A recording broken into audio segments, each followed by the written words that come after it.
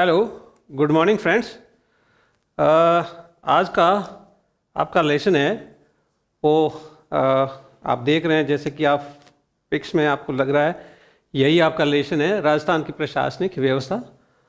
भारतीय राजनीति और जो संविधान का एक भाग है, एक चैप्टर है राजस्थान की प्रशासनिक व्यवस्था। और प्रशासनिक व्यवस्था में आज हम एक इम्पोर्टेंट चैप्टर लेके आए हैं, वो है गवर्नर यानी राज्यपाल। गवर्नर राज्यपाल, आप सभी को पता है कि गवर्नर हर राज्य में हम लोग देखते हैं। कहीं कहीं हम ये भी देखते हैं कि एक से ज़्यादा जो स्टेट के ऊपर भी एक गवर्नर काम करता है, दो से ज़्यादा स्टेट है उसके ऊपर भी एक गवर्नर काम करता है, ऐसा भी देखने को मिलता है। ठीक है, लेकिन जो हमारा यूनियन टेरिटरीज़ है, जो केंद्र शासित प्रदेश या संघ शासित प्रदेश हम बोलते हैं, सो एट दैट प्लेस या in those kind of states, जो आपके यूनियन टेरिटरीज है जिसको संघ राज्य क्षेत्र कहते हैं, वहाँ हम लोगों ने राज्यपाल नहीं देखा है। तो वहाँ आप किस रूप में देखते हैं? वहाँ लेफ्टिनेंट गवर्नर बोलते हैं, जिसको हिंदी में आप क्या कह सकते हैं? हिंदी में जिसको आप उपराज्यपाल कहते हैं, ठीक है ना। तो हिंदी में वो आपका उपराज्यपाल होता है। और उपराज्यपाल जो, हाँ, तो उपराज्यपाल जो होता है वो आपका लेफ्टिनेंट गवर्नर के नाम से जाना जाता है। ठीक है, लेफ्टिनेंट गवर्नर भी कह सकते हैं, इंग्लिश में उसको लेफ्टिनेंट गवर्नर कहते हैं। ये आपके यूनियन टेरिटरीज, यूटीज कह सकते हैं, यूनियन टेरिटरीज जिसको संघ राज्य क्षेत्र कहते हैं। संघ राज्य क्षेत्रों में हम लोग क्या देखते हैं? उपराज्यपाल देखे हैं। ठीक है तो गवर्नर या राज्यपाल, जैसे कि आप देख रहे हैं कि राजस्थान की प्रशासनिक व्यवस्था का सबसे जो इम्पोर्टेंट हमने आज जो लेसन या चैप्टर उठाया है, और वो है राज्यपाल। तो देखिए कि राज्यपाल के बारे में एक स्टैटिक या एक बेसिक जो चीज़ है वो हमें जानना जरूरी था कि राज्यपाल के बारे में हम ये कहें कि राज्यपाल से पहले आप देखिए कि कितने जो राज्य है वो इंडियन स्टेट्स या संघ, इंडियन जो यूनियन है उसके अंदर टोटल स्टेट्स कितने हैं और कितने यूनियन टेरिटरीज हैं। तो देर आर JN के जो जम्मू एंड कश्मीर का अभी हाल ही में 370 की जो आपका धारा या आर्टिकल 377 है, वो एक कॉन्स्टिट्यूशनल एक अमेंडमेंट हुआ, और उस कॉन्स्टिट्यूशन अमेंडमेंट के तहत ये आपका 2019 का जो एक्ट था, और उस एक्ट के तहत ये जो 370 और 35A दो आर्टिकल क्या कर दी, एबोलिश कर दी गई, हटा दी गई। तो इन दोनों को हटाने के बाद इन दोनों को, जैसे एक ये आपका एक्ट था जिसको आप रीऑर्गेनाइजेशन यानी पुनर्गठन अधिनियम कह सकते हैं, रीऑर्गेनाइजेशन एक्ट है। Jammu and Kashmir JNK reorganisation act of what 2019 का है। और इस एक्ट, इस पुनर्गठन एक्ट के जरिए ये दो प्रमुख की जो धाराएं थी उनको हटा दिया गया, और इन दोनों स्टेट को, या सॉरी, ये जो आपका JNK स्टेट था, इस स्टेट को JNK UT बना दिया, प्लस एक और जो लद्दाख था, क्या था? लद्दाख। तो लद्दाख को अलग से यूनियन टेरिटरी बना दिया गया, लद्दाख क्षेत्र। लद्दाख जो आपको पता है कि यहाँ लद्दाख में सिर्फ दो ही डिस्ट्रिक्ट है, एक लेह है और एक आपका कारगिल है। लेह और कारगिल दो ही आपके डिस्ट्रिक्ट है, जबकि JNK में डिस्ट्रिक्ट कितने हैं? JNK में डिस्ट्रिक्ट याद रखिए, देर आर 22 डिस्ट्रिक्ट, 22 जिले हैं। जम्मू कश्मीर में 22 जिले हैं। जम्मू कश्मीर केंद्र शासित प्रदेश बन गया, लेकिन इसके साथ साथ ये दिल्ली की तरह आपका एक लेजिस्लेटिव असेंबली भी है। मतलब ये एक ऐसा UT है जहाँ आपकी legislative assembly UT plus LA, यानी यहाँ एक विधानमंडल भी रहेगा, यानी यहाँ गवर्नमेंट भी बनेगी, ठीक है, चुनाव भी होंगे। लेकिन ये चीज़ें लद्दाख के UT, जो लद्दाख UT है उसके अंदर नहीं मिलेगा आपको। जो UT आपका लद्दाख है वहाँ आपको नहीं मिलेगा। ठीक है, लद्दाख में सिर्फ गवर्नर है, सॉरी लेफ्टिनेंट गवर्नर है, जिसको आप हिंदी में राज्यपाल कह सकते हैं। तो वही सिर्फ शासन करेंगे।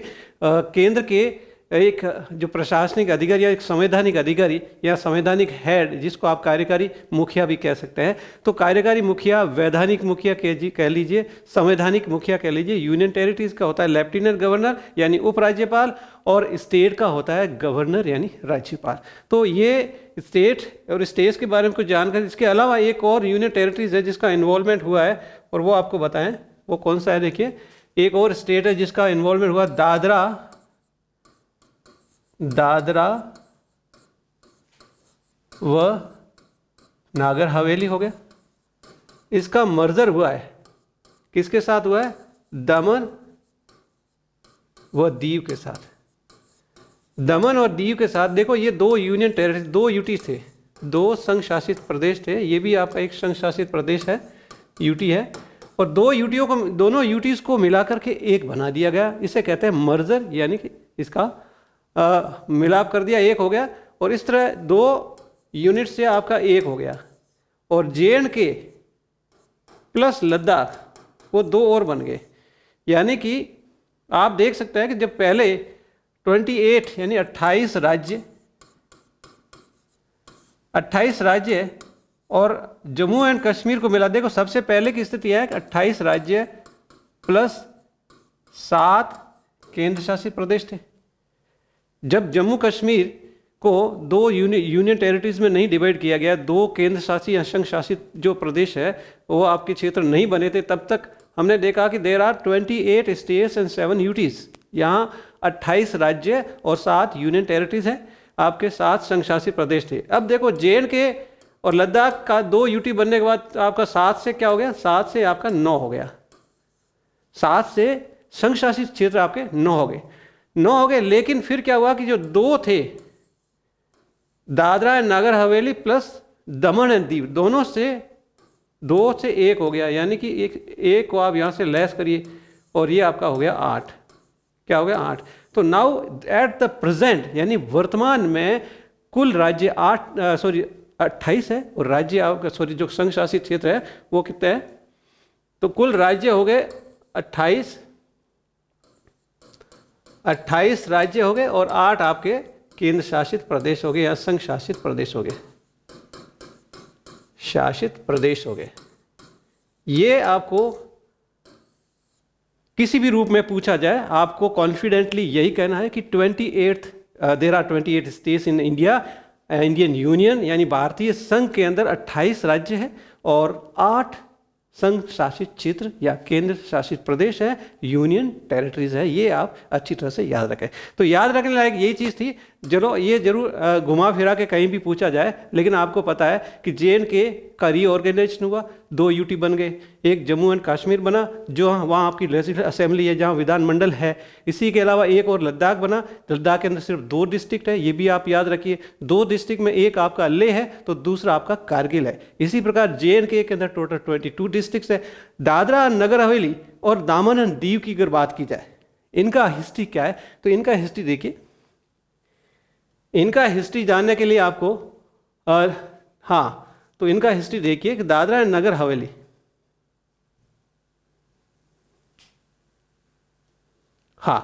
दादरा एंड नगर हवेली का जो हिस्ट्री है कि दोनों केंद्र शासित प्रदेश गुजरात के पास पश्चिमी तट पर स्थित है। ठीक है ना, दोनों जो आपके केंद्र शासित प्रदेश है वो कहाँ स्थित है? गुजरात के कोस्टल एरिया में, गुजरात के कोस्टल एरिया में यानी कि तटीय भाग में स्थित है। गुजरात के कोस्टल भाग में दोनों जो केंद्र शासित प्रदेश कौन से? दादरा और नागर हवेली और दमन एंड दीव, दोनों गुजरात के तटीय इलाके में स्थित है। ठीक है, दोनों केंद्र शासित प्रदेशों के जो सेक्रेटेरिएट, जो सचिवालय है वो क्या है? अलग अलग है। ठीक है, इसके बाद इन्होंने ये कहा कि दादरा नगर हवेली में सिर्फ और सिर्फ एक ही जिला है। दादरा नगर में एक ही जिला, जबकि दमन और दीव में आपके 2 डिस्ट्रिक्ट है। यानी दादरा एंड नागर हवेली DN के अंदर सिर्फ एक डिस्ट्रिक्ट है। वहीं आपका दमन एंड दीव DD, जिसको आप शॉर्ट में DD, ये D और N है। डिस्ट्रिक्ट कितना हुआ? 1 हो गया। DD के अंदर डिस्ट्रिक्ट कितने हुए? 2 है। तो यहाँ DD के अंदर यानी कि दमन एंड दीव, DD के अंदर 2 डिस्ट्रिक्ट है, दादरा नगर हवेली के अंदर आपका एक स्टेट है, एक डिस्ट्रिक्ट है। ठीक है, अब अगर इसका हिस्टोरिकल बैकग्राउंड जाए, ऐतिहासिक दृष्टि से देखा जाए तो क्या था? यहाँ पुर्तगाली शासन करते थे। ठीक है, इस एरिया में कौन शासन करते थे? पुर्तगाली। तो पुर्तगालियों का यहाँ शासन रहा। लेकिन 1991 में 1961 में पुर्तगालियों से इस क्षेत्र को आज़ादी मिल गई। पुर्तगाली यहाँ से छोड़ के चले गए 1961 में। तो एक तो ये चीज़ आके कि पुर्तगाली इस क्षेत्र को छोड़ करके कब गए? 1961 में। 1961 में पुर्तगाली इस क्षेत्र को छोड़ करके चले गए, ठीक है। दोनों क्षेत्र को आज़ादी मिल गई 1961 में। 1961 से लेकर के 1961 से लेकर के और 1987 तक 1961 से लेकर के 1987 तक जो आपका दमन और दीव है, ये जो उस समय गोवा क्या था, गोवा भी एक यूनियन टेरिटरी, एक केंद्र शासित प्रदेश था, तो गोवा का ये हिस्सा था 87 तक। देखिए 1961 से लेकर के 1987 तक दमन और दीव आपका गोवा केंद्र शासित प्रदेश का हिस्सा था।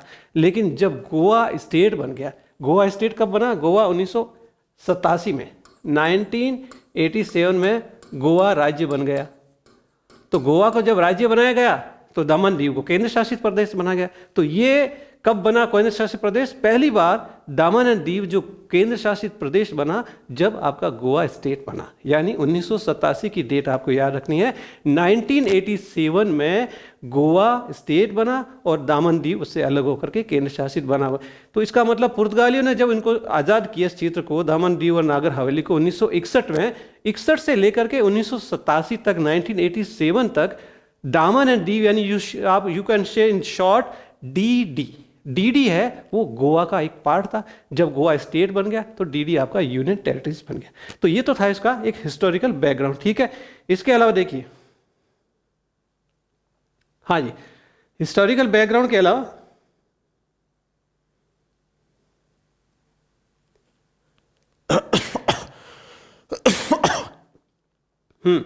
अभी इसका एक स्थिति ये देखता है कि संविधान के अंदर राज्यपाल की स्थिति क्या दे रखी, संवैधानिक स्थिति क्या है। तो संविधान का भाग 6 कॉन्स्टिट्यूशन यानी संविधान का कौन सा पार्ट इसमें इन्वॉल्व है, यानी राज्यपाल से संबंधित सारी जो जानकारी है, यहाँ जितने भी जो क्लॉज है, जितने भी जो आपके प्रोविजंस है, जो उपबंध है, ठीक है ना, तो वो सारे उपबंध भाग 6 में मिलेंगे। किस में मिलेंगे? भाग 6। आप ये याद रखें, भाग 6, इसके अंदर राज्यपाल से संबंधित सारे उपबंध मेंशन है। सारे जो प्रोविजंस है, सारे प्रोविजंस किस में है? कॉन्स्टिट्यूशन के, इंडियन कॉन्स्टिट्यूशन के पार्ट 6 में। कौन सा पार्ट है ये? आप इसको इंग्लिश में भी ये लिख सकते हैं, पार्ट 6, ठीक है ना। पार्ट 6 के अंदर ये मेंशन है, जो राज्यपाल से संबंधित सारे जो प्रोविजंस है वो इस पार्ट 6 में मेंशन है, ठीक है। अब इसके अंदर देखिए, पार्ट 6 के अंदर आपका आर्टिकल 153 से लेकर के और 167 तक, ये सारे जो आपके आर्टिकल, जिसको आप अनुच्छेद कह सकते हैं, अनुच्छेद 153 से लेकर के 167 तक, ये पार्ट 6 के भी पार्ट है। लेकिन इसके अंदर क्या है? इसमें जो राज्य की कार्यकारिणी का सारा जो विवरण है वो आपको मिलेगा। तो वो सिर्फ 153 अनुच्छेद से लेकर के 167 अनुच्छेद तक मिलेगा, ठीक है ना। 153 से 167 तक राज्य कार्यपालिका का आपको उल्लेख मिलेगा। और राज्य कार्यपालिका किससे, राज्य कार्यपालिका में मेनली बॉडी क्या देखिए, राज्य कार्यपालिका जिसके अंदर पहले हम अध्ययन करेंगे राज्यपाल का, उसके बाद हम मुख्यमंत्री और मंत्रिपरिषद का, ठीक है ना। मुख्यमंत्री हो गया, मंत्रिपरिषद हो गया, उसके बाद एडवोकेट जनरल हो गया आपका, एडवोकेट जनरल, यानी राज्य का एडवोकेट जनरल क्या होता है? महाधिवक्ता, यानी ये आपका राज्य सरकार का एक तरह से एक वकील, एक लॉयर कह सकते हैं, ठीक है ना। ये आपका एडवोकेट जनरल ऑफ स्टेट, महाधिवक्ता, राज्य का आप कह सकते हैं, राज्य का एडवोकेट, राज्य का लॉयर कह सकते हैं। तो ये राज्यपाल, मुख्यमंत्री, मंत्रिपरिषद और राज्य के महाधिवक्ता, जिसको एडवोकेट जनरल कहते हैं, ये सारे मिल करके आपकी राज्य की क्या बनती है? राज्य की कार्यपालिका बनती है। तो राज्य की कार्यपालिका किनसे मिलकर बनी है? राज्य की कार्यपालिका, इस राज्य की कार्यपालिका में हम 4 बातों का अध्ययन करेंगे। सबसे पहले करेंगे राज्यपाल, उसके बाद दूसरे नंबर पे आएगा मुख्यमंत्री, तीसरे नंबर पे आएगा मंत्रिपरिषद, और चौथे नंबर पे आएगा आपका महाधिवक्ता। महाधिवक्ता, ठीक है, एडवोकेट जनरल ऑफ स्टेट। ये 4 पार्ट है, ये 153 से लेकर के और 167 अनुच्छेद संविधान के अनुच्छेद है 153 टू 167 तक, उसमें आपको ये 4 बॉडी का आपको अध्ययन करना है। और सबसे पहले हम इसमें सबसे पहले राज्यपाल यानी गवर्नर का चैप्टर है, गवर्नर का जो पार्ट है उसका अध्ययन करेंगे। और संविधान का भाग 6 और उसके अंदर आप आर्टिकल देख सकते हैं, आर्टिकल या अनुच्छेद कह सकते हैं, अनुच्छेद 153 से लेकर के और 167 तक, अनुच्छेद 153 से लेकर के अनुच्छेद 167 तक। तो सबसे पहले देखिए अनुच्छेद 153 में क्या है। अनुच्छेद 153 कहता है कि राज्य का एक राज्यपाल होगा, राज्य का एक राज्यपाल होगा। अब ये कहता है कि राज्य का एक राज्यपाल, लेकिन 7वां जो संविधान संशोधन 7th CAA, ठीक है ना, जो 1956 में लाया गया, 1956 का 7वां संविधान संशोधन 1956। तो 7वां कब आया गया? 1956 में आया। तो 7वां संविधान संशोधन उसमें क्या प्रोविजन किया गया, उसमें क्या प्रावधान किया गया कि जो आपका राज्यपाल है वो 2 या 2 से अधिक राज्यों में आप नियुक्त कर सकते हैं। 2 राज्य भी उसके अंडर में आ सकते हैं, 2 से ज़्यादा राज्यों का एक राज्यपाल हो सकता है। तो ये संख्या है वो इसमें कोई नियत नहीं की कि एक राज्यपाल कितने राज्यों का वो राज्यपाल एक साथ काम कर सकता है। लेकिन जितने भी राज्य उसके अंडर में होंगे उसकी जो सैलरी, उसका वेतन और भत्ते हैं वो उसी के हिसाब से बढ़ जाएंगे। एक राज्यपाल का अगर 2 जगह वो राज्यपाल का कार्यभार देख रहे हैं तो दोनों स्टेट की जो सैलरी और जो वेतन है वो उनको मिलेंगे। ये भी एक प्रोविजन किया गया है 7वां संविधान संशोधन अधिनियम 1956 यानी 1956 का। ये 1956 का संवैधानिक संशोधन जिसमें ये प्रोविजन किया गया कि आपका जो राज्यपाल है वो 2 या 2 से अधिक स्टेट्स का हो सकता है, लेकिन संख्या इसमें कोई फिक्स यानी कि निर्दिष्ट नहीं की गई है। ठीक है, तो ये आप देख सकते हैं आपका अनुच्छेद 153। अनुच्छेद 53 के बाद 154 क्या कहता है? अनुच्छेद 154 अनुच्छेद 154 क्या कहता है? अनुच्छेद 154 कहता है कि राज्य की कार्यपालिका शक्ति कहाँ निहित होगी? राज्य की जो कार्यपालिका शक्ति है, राज्य की कार्यपालिका शक्ति, कार्यपालिका शक्ति, तो उसका जो कार्यकारी अधिकारी है, कार्यकारी हेड कह सकते, कार्यकारी जो मुखिया है, या जिसको आप कहते हैं संवैधानिक मुखिया, संवैधानिक मुखिया, और वो कौन होगा? राज्यपाल होगा। तो इस प्रकार जो अनुच्छेद 154 कह रहा है, अनुच्छेद 154, अनुच्छेद 154 को किस रूप में याद रखोगे? अनुच्छेद 154 ये कहता है कि राज्य की जो कार्यकारी शक्ति है, राज्य की कार्यकारी शक्तियों का संवैधानिक जो प्रमुख है या संवैधानिक केंद्र आपका कौन होगा? राज्यपाल होगा। संवैधानिक हेड होगा वो राज्यपाल होगा। राज्यपाल को आप कार्यकारी हेड कह सकते हैं, संवैधानिक हेड कह सकते हैं, आप उसको वैधानिक हेड कह सकते हैं। ये जो नाम है ये सारे नाम अनुच्छेद 154 दे रखे। वैधानिक मुखिया, कार्यकारी मुखिया कह सकते हैं,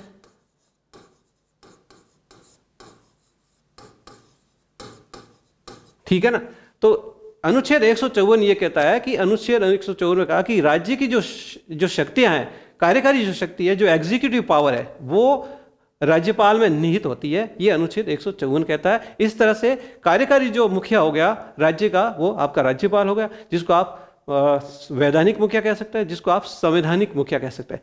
हाँ, लेकिन आपको पता है कि वास्तविक, एक तो कार्यकारी मुखिया होता है, एक वास्तविक मुखिया होता है। वास्तविक मुखिया मंत्री परिषद होती है और मंत्री परिषद का हेड आप जानते हैं मुख्यमंत्री होता है। लेकिन ये अभी हम राज्यपाल के ही चैप्टर पढ़ रहे हैं, तो मैक्सिमम हम इसी के बारे में नेगोशिएशन करेंगे, इसी के बारे में बातचीत करेंगे कि राज्यपाल के पास किस प्रकार की शक्तियां हैं। ये चीज़ें बाद की बात है। अभी जो आप देख रहे हैं तो एक सिंपल एक इंट्रोडक्शन देख रहे हैं। एक जो राज्यपाल का जो चैप्टर है इसका इंट्रोडक्टरी पार्ट है। हाँ, तो हमने अनुच्छेद 153 देखा, अनुच्छेद 154 देखा। अभी अनुच्छेद 155 है, ये क्या कहता है? अनुच्छेद 155, देखिए हमने कहा था कि 153 से लेकर के और 167 तक राज्य की जो आपकी कह सकते हैं कि राज्य की जो कार्यकारिणी है, उस कार्यकारिणी के सारे जो प्रोविजंस सारे जो उपवन है वो 153 से लेकर के 167 तक आपको दे रखे हैं। तो राज्य की जो कार्यपालिका के सारे उपवन इसमें शुरुआत हमने 153 से की। 153 के बाद 154 बताया, 54 के बाद 155 में क्या है ये देखिए। 155 क्या कहता है? 155 है वो राज्यपाल की नियुक्ति से संबंधित अनुच्छेद है। राज्यपाल की नियुक्ति के लिए क्या शर्त है, क्या प्रोविजन है, क्या उपबंध है, ठीक है ना। नियुक्ति मतलब उनके अपॉइंटमेंट, राज्यपाल का अपॉइंटमेंट कैसे होता है? क्या राज्यपाल चुनाव के जरिए चुन के आता है? राज्यपाल क्या एक केंद्र सरकार का एक एम्प्लॉय है? क्या राज्यपाल आपका मनोनीत सदस्य है जो केंद्र की तरफ से मनोनीत होता है, राष्ट्रपति की तरफ से मनोनीत होता है? तो ये जो आपके उपवन, ये जो प्रोविजंस, ये जो क्लॉज दे रखा है वो अनुच्छेद 155 यानी 155 में दे रखा है। तो 153, 154 और 155 इन तीनों को आप याद रखेंगे। 153 तो ये कहता है कि राज्य का एक राज्यपाल होगा, ठीक है। नंबर 2 154 ये कहता है कि राज्य की जो कार्यपालिका जो शक्ति है वो राज्यपाल में निहित होती है। नंबर 3 155 ये कहता है कि राज्यपाल की जो नियुक्ति है वो आपकी केंद्र सरकार के द्वारा की जाएगी, राष्ट्रपति के द्वारा नियुक्ति की जाएगी, यानी उनके द्वारा मनोनीत किया जाएगा। तो ये सिर्फ क्या होता है? एक मनोनीत सदस्य है, मनोनीत सदस्य, ठीक है नहीं। मनोनीत जरूर है, केंद्र सरकार इसको नियुक्त करती है और राष्ट्रपति के जो हस्ताक्षर से, आप यहाँ जो कह सकते हैं कि राष्ट्रपति के हस्ताक्षर एक वारंट जारी होता है। कैसे नियुक्ति होती है? राष्ट्रपति उस वारंट पे हस्ताक्षर प्लस स्टैंप यानी कि आपकी जो सील लगाते हैं, और ऐसा एक वारंट जब केंद्र सरकार राष्ट्रपति के हाथ से इश्यू करवाता है और उस तरह उस वारंट के जरिए एक राज्यपाल की नियुक्ति होती है। तो ये तो एक सिंपल सा प्रोसीजर है राज्यपाल की नियुक्ति का, ठीक है ना। राष्ट्रपति के हस्ताक्षर और उनके स्टैंप लगे वारंट के जरिए इनकी नियुक्ति होती है, ठीक है। अब ये इसका मतलब मनोनीत सदस्य होता है। इसलिए याद रखिए कि केंद्र सरकार का ये एक एम्प्लॉय नहीं होता है, ठीक है ना। ये एक इंडिपेंडेंट बॉडी होती है राज्यपाल आपका केंद्र सरकार। हालांकि राज्यपाल के पास शक्तियां हैं वो काफ़ी अलग ही होती है, राष्ट्रपति की शक्तियों से काफ़ी अलग होती है राज्यपाल की, ठीक है।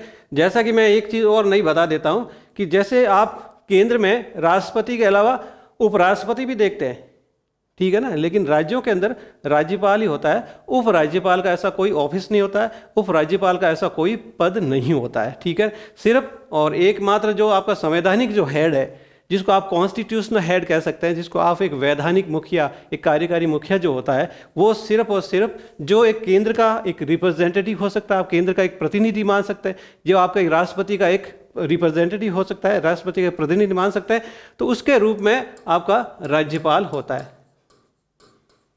तो राज्यपाल के पास इसका मतलब दोहरी भूमिका होगी। There are 2 roles of governor. राज्यपाल के 2 भूमिकाएं, एक वो केंद्र का प्रतिनिधि के रूप में काम करता है, एक वो राज्य का कार्यकारी हेड होता है। तो ये 2 चीज आपको दिमाग में याद रखना है कि राज्यपाल इट मीन्स वो 2 प्रकार की भूमिकाओं में लिप्त रहता है। केंद्र का प्रतिनिधि भी है, केंद्र सरकार का प्रतिनिधि भी है, और इसके अलावा राज्य की जो कार्यपालिका है उसका हेड या संवैधानिक हेड भी होता है। तो ये तो उसका मुख्य रोल है राज्यपाल का, ठीक है। इसके अलावा देखिए राज्यपाल की हम क्या देख रहे थे, हाँ संवैधानिक हेड देख लिया था। राज्यपाल की नियुक्ति के बारे में अनुच्छेद 155 क्या कह रहा है? अनुच्छेद 155, अनुच्छेद 155 राज्यपाल की नियुक्ति से संबंधित विवरण देता, ठीक है। नियुक्ति से संबंधित, नियुक्ति से संबंधित राज्यपाल की नियुक्ति कैसे होती है? तो हमने जैसे बता दिया कि एक वारंट इश्यू होता है, वारंट, ठीक है ना, और ये वारंट कौन इश्यू करवाता है? केंद्र सरकार करवाती है, केंद्र सरकार। और इस वारंट पे भारत के प्रेसिडेंट यानी राष्ट्रपति के क्या होंगे? सिग्नेचर प्लस स्टैंप होगी। मतलब उनका साइन किया हुआ और उनकी जो सील लगा एक वारंट केंद्र सरकार जारी करवाती है और इस तरह वो राज्यपालों की राज्यों में नियुक्ति करवाती है। राज्यपाल 2 या 2 से अधिक राज्यों में एक राज्यपाल भी हो सकता है, इसके लिए कोई संख्या का निर्दिष्ट या कोई संख्या कोई फिक्स नहीं होती है। तो ये तो हुआ राज्यपाल की नियुक्ति से संबंधित। राज्यपाल देखो, हमारी जो संविधान बना था और संविधान सभा ने जब इस राज्यपाल के संबंध में कुछ क्लॉज की बात आई, इनकी नियुक्ति को लेकर के आई, तो राष्ट्रपति की तरह कुछ लोगों ने कहा कि राष्ट्रपति से इनका भी चुनाव होना चाहिए, डायरेक्ट जनता द्वारा चुने जाए या अप्रत्यक्ष रूप से राष्ट्रपति की तरह इनका चुनाव होना चाहिए। कुछ लोगों ने अपने ऐसे भी मत रखे लेकिन बहुत जो अधिक संख्या में लोगों ने इसे सही नहीं ठहराया, क्योंकि इससे अगर राज्यपाल चुनाव के जरिए आप जीत के अगर मान लिया कि राज्य की सत्ता में आते हैं तो मुख्यमंत्री और राज्यपाल 2 सत्ता के 2 पैरेलल केंद्र बन जाएंगे और उससे क्या हो जाएगा कि एक प्रकार से विवादास्पद स्थिति बनेगी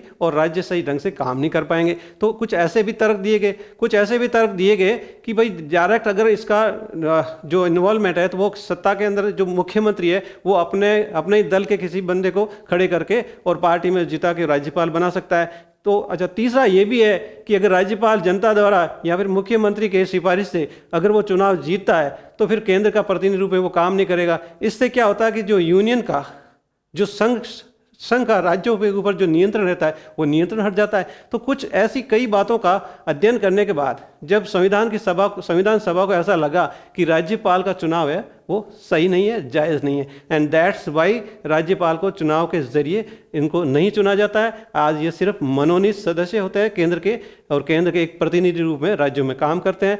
और हालांकि ये जरूर है कि कुछ इनको शक्तियां हैं जो स्व विवेकानुसार शक्तियां दी गई है, कुछ शक्तियां ऐसी दी गई है जो आपकी जो मंत्री परिषद के सलाह से ये काम करते हैं।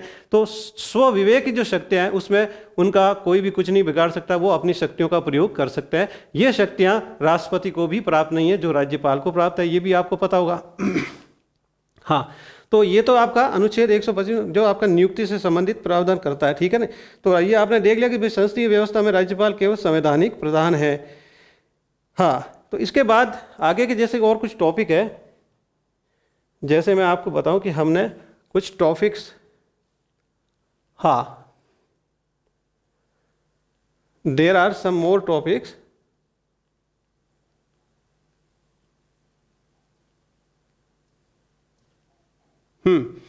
जैसे ये है आपका जो गवर्नर राज्यपाल, तो इसमें आपने देख लिया टोटल 28 स्टेट्स प्लस 8 आपका यूनियन टेरिटरीज हो गया, ये आपने देख लिया। इसके अलावा जम्मू कश्मीर का आर्टिकल 370 जो आपने हटा दिया उसका भी। तो ये जो आपका, मैं इसको आपको एक जूम करके दिखा सकता हूँ ताकि आप बाय द वे मेरी जो बात मैंने कही है वो आपको समझ नहीं आए तो आप इसके स्क्रीनशॉट ले सकते हैं। You can take screenshot of this, आप इसका स्क्रीनशॉट लेके और यू कैन स्टडी, ये आपके स्टडी मटेरियल रूप में आपका काम आ सकता है। तो ठीक है, जो हमने इंपॉर्टेंट जो थिंग्स है, इंपॉर्टेंट पॉइंट्स है वो इस जो बॉक्स में रखे हैं और आप इसको स्क्रीनशॉट लेके आप पढ़ लीजिए। मैं इसको वापस हटा देता हूँ। हाँ, तो ताकि जो मैंने आपको स्क्रीन पे एक्सप्लेन किया है सम मोर इंपॉर्टेंट पॉइंट्स है वो आपके नोट्स के रूप में काम आए।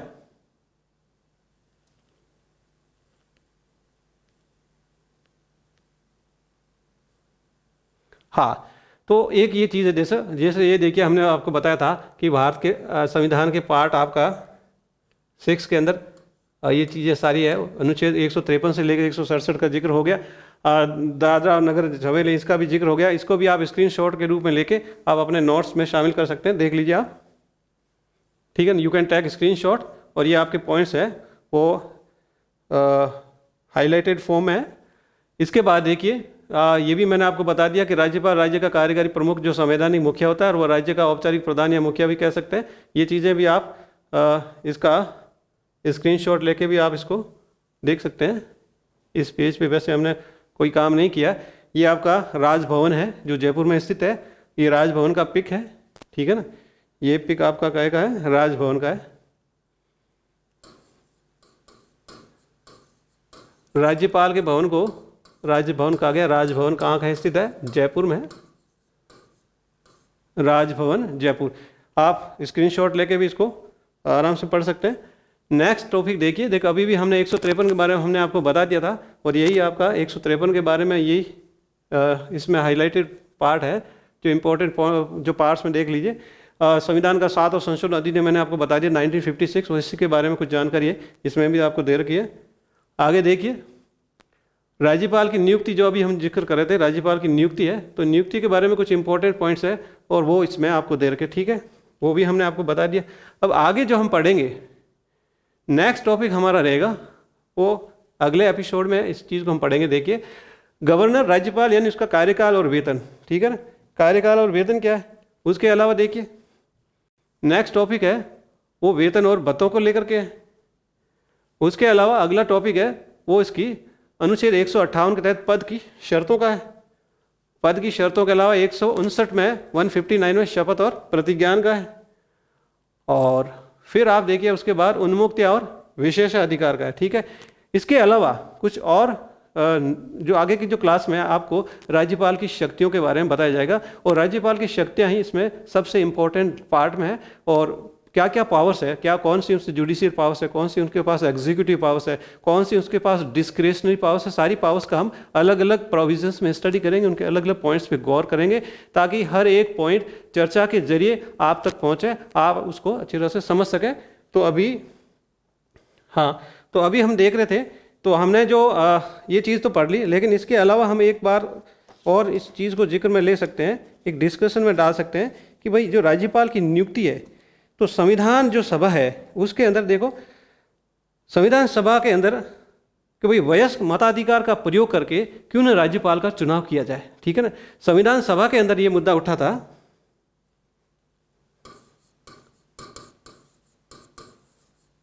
संविधान सभा में, ठीक है ना, और संविधान सभा में ये मुद्दा उठा था कि वयस्क मताधिकार का प्रयोग करके, वयस्क मताधिकार का प्रयोग करके राज्यपाल को चुनाव के जरिए क्यों न चुना जाए, ठीक है ना।